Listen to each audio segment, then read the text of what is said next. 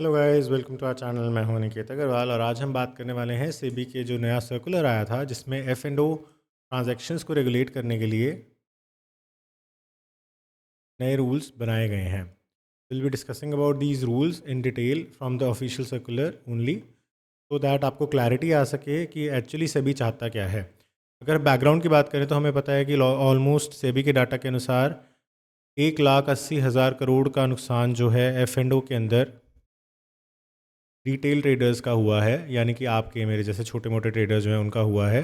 इसी को चलते काफ़ी ज़्यादा डिस्कशंस और डिलिब्रेशंस हुआ था, जिसके अंदर एक वार्निंग मैसेज हर बार फ्लैश होने लग गया था आपके ब्रोकरेज ऐप्स पे कि भाई अगर आप एफ में जाते हो तो यहाँ पे 95% ट्रेडर्स जो हैं वो लॉस मेकिंग हैं और आपको अपने स्टॉप लॉसेस भी रेगुलेट करने हैं, फंड्स को लिमिटेड लगाना है, and so on and so fourth. तो उसी के चलते ये जो पूरा का पूरा आपका जो सर्कुलर है वो आया है।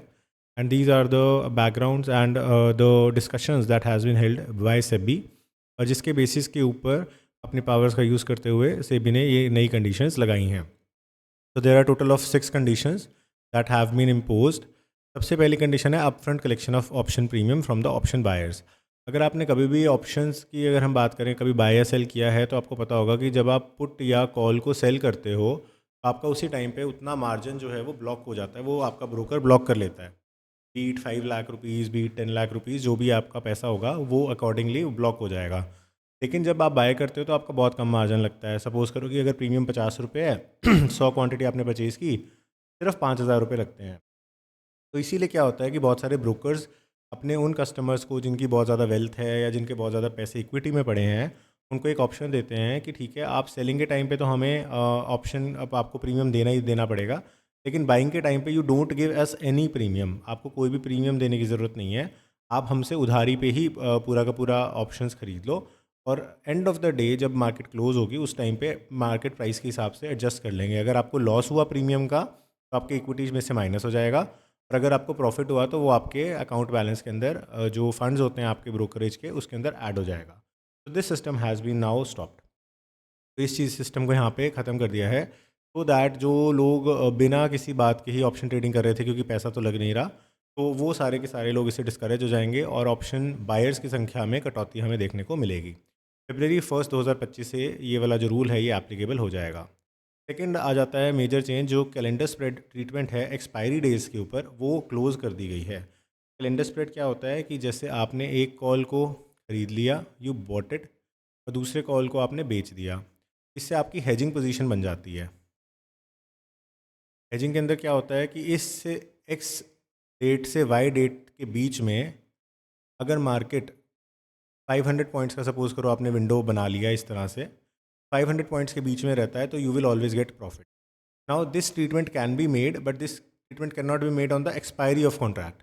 यानी कि अगर आज आपका कॉन्ट्रैक्ट की एक्सपायरी है तो आप आज एक्सपायरी वाले दिन इस हेज पोजीशन को यहाँ पे नहीं बना सकते, कि अगर एक्सपायरी वाले दिन आप हेज पोजीशन बनाते हो तो आपका मार्जिन बहुत कम लगता है, क्योंकि एक्सपायरी वाले दिन पे जो प्रीमियम्स है वो बहुत कम हो जाते हैं। तो अगर आपका कॉल बाय कर रहे हो तो उसका प्रीमियम पहले ही बहुत कम है, प्रैक्टिकली आपको नेक्स्ट मंथ में बेनिफिट मिल जाता है, आपके मार्जिन्स कम होते हैं, प्रॉफिटेबिलिटी ज़्यादा हो जाती है। तो this thing has been discontinued now. अब ये चीज़ आप नहीं कर पाओगे। अगेन ये सिर्फ डेरिवेटिव्स की बात है, तो अगर स्टॉक ऑप्शंस में कोई सेम चीज़ कर रहा है, कोई आर्बिट्राज कर रहा है या कोई हेजिंग बना रहा है या कोई स्प्रेड ले रहा है, तो उसके ऊपर इसमें कुछ भी नहीं कहा गया है। ये भी February 1 2025 से इन पोजीशन आएगा।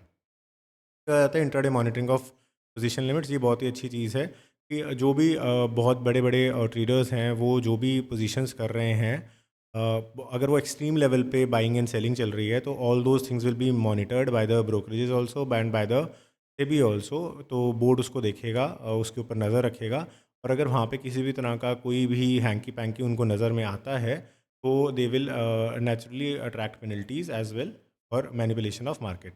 ये भी आपका 1 अप्रैल 2025 से इन्फोर्स होगा। उसके बाद आ जाता है कॉन्ट्रैक्ट साइज़। कॉन्ट्रैक्ट साइज़ जो सेबी का है वो बढ़ाने की बात की जा रही है। अभी जो करंट स्टिपुलेशन है उसके अंदर जो नॉर्मली इन आपके फ्यूचर्स एंड ऑप्शंस के कॉन्ट्रैक्ट साइजेस होते हैं वो 5 से लेकर 10 लाख रुपए तक हैं, जो कि 2015 में लिमिट लगाई गई थी। अब उसके बाद से कहा जा रहा है कि जो मार्केट वैल्यूज़ हैं वो लगभग 3 गुना हो चुके हैं 2015 से। अगर हम आज की बात करें तो Nifty and overall market has grown by 3 times, so therefore this limit has to be revised. Now the new contract value of the derivatives will be between 15 to 20 lakhs, 15 से 20 लाख के बीच में ये लिमिट होगी तो मार्जिन अगेन बहुत ज़्यादा बढ़ जाएंगे, specially with respect to sellers. जिस सेलर को 5 लाख रुपए के मार्जिन में अभी अच्छी पोजीशन मिल रही थी, अब उसको सेम के लिए अप्रॉक्सीमेटली 15 लाख रुपए जो है वो लगाने पड़ेंगे। Again this is mentioned only in the derivatives. As of now stock options के अंदर अगर कोई सेम चीज़ करता है उसके बारे में इसमें कोई क्लैरिटी मेंशन नहीं की गई है।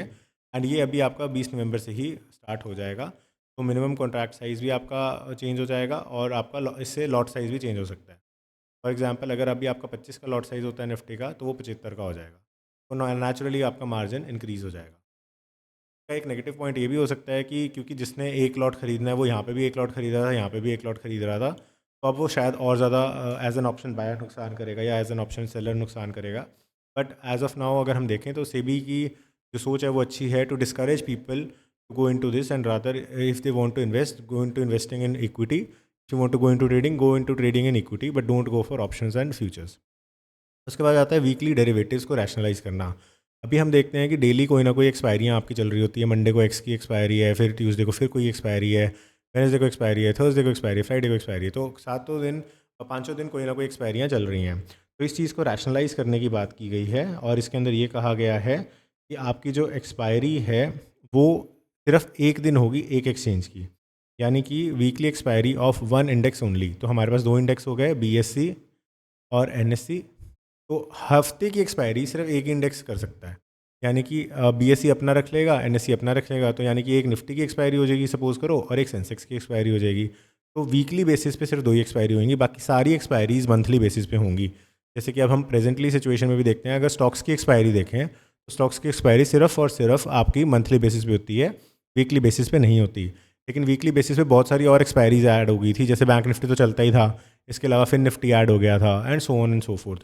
तो ये सारी चीज़ें ऐड ना हो और जो ऐड हो गई हैं उनको रास्ते से हटाया जाए। सिर्फ दो ही एक्सपायरीज होंगी जो आपकी वीकली बेसिस पे होंगी, वो भी वन फॉर ईच एक्सचेंज। मतलब BSE अपना एक चूज़ कर ले और NSE अपना एक चूज़ कर ले। Others will not get the weekly expiry option, others will only have the monthly expiry option just like stocks. तो ये भी नवंबर 20 2024 से आपका स्टार्ट हो जाएगा। एंड उसके बाद लास्टली आपका ELM 2% का इसमें एडिशनल लगा दिया गया है on the day of expiry. यानी कि अगर आज थर्सडे है और आज एक्सपायरी हो रही है मेरे ऑप्शंस की, तो उसके ऊपर और मैं आज कोई ऑप्शन बाइंग या सेलिंग करता तो 2% एक्स्ट्रा चार्ज मुझे देना पड़ेगा एज ELM। ELM बेसिकली एक किस्म से आप कह लो कि आपको और ज़्यादा महंगा कर रहा है, आपके मार्जिन रिक्वायरमेंट को बढ़ा रहा है, आपके एक्सपेंसेस को बढ़ा रहा है। So you are on a losing side. अगर आपको लॉस होता है तो 2% और ज़्यादा लॉस होएगा। तो अगर आप लास्ट डे पे बाय करते हो तो वो चीज़ें इसको डिस्करेज करने के लिए, क्योंकि बहुत सारे लोग हीरो टू ज़ीरो ट्रेड करना चाहते हैं, तो हीरो ज़ीरो ट्रेड में बहुत सारे लोगों का लॉसेज हो जाते हैं। उन चीज़ों को कहीं ना कहीं कर्व करने की इससे जो है वो की गई है। पहले एक्सपेक्टेशंस थी कि 5% ना लग जाए, जिससे कि काफ़ी ज़्यादा लोग डिस्करेज होते हैं, बट इसको 2% ही फ़िलहाल के लिए लगाया गया है। एंड ये वाली जो पॉलिसी है ये भी आपकी 20 नवंबर से स्टार्ट हो जाएगी। तो अगेन अगर हम देखें तो आपकी ज़्यादातर जो चीज़ें हैं वो 20 नवंबर से ही इन्फोर्स हो जाएंगी, जैसे कि कॉन्ट्रैक्ट का साइज़, जिसके अंदर हमने देखा कि आपका अमाउंट और जो लॉट साइज़ है वो चेंज हो जाएगा। उसके बाद आपका सिर्फ एक एक्सचेंज को एक ही वीकली डेरिवेटिव मिलेगा। उसके बाद आपका जो आपका टेल कवरेज जिसका यानी कि ELM है वो आ जाएगा 2% वाला। ये सारे तो आपको अभी 20 नवंबर से ही देखने को मिल जाएंगे। इंट्राडे पोजीशन की जो मॉनिटरिंग है वो एक अप्रैल से शुरू होगी, सबसे लेट ये है। आपके जो स्प्रेड्स हैं वो फरवरी में ख़त्म हो जाएंगे और आपके अपफ्रंट कलेक्शन ऑफ प्रीमियम जो है ये भी फरवरी से स्टार्ट हो जाएगी। तो उस टाइम पे ब्रोकर्स आपको स्पेशल प्रेफरेंस जो प्रोवाइड कर रहे थे वो भी आपको नहीं मिलेंगी। So these are all the things that were in this circular and we have analyse that in detail. तो आपको क्या लगता है कि इससे कितना बेनिफिट होगा एक आम आदमी को या रिटेल जनता को जो कि ऑप्शंस में जा रही हैं, and whether it will be beneficial for them कि उनकी हार्ड एंड मनी सेव होगी, या the steps should be more stringent, and क्या इन स्टेप्स से हमें मार्केट के अंदर कोई डाउनफॉल भी देखने को मिल सकता है? इसके बारे में भी आपके जो विचार हैं वो नीचे कमेंट सेक्शन में ज़रूर बताइएगा। Thank you for watching this video. Have a nice day.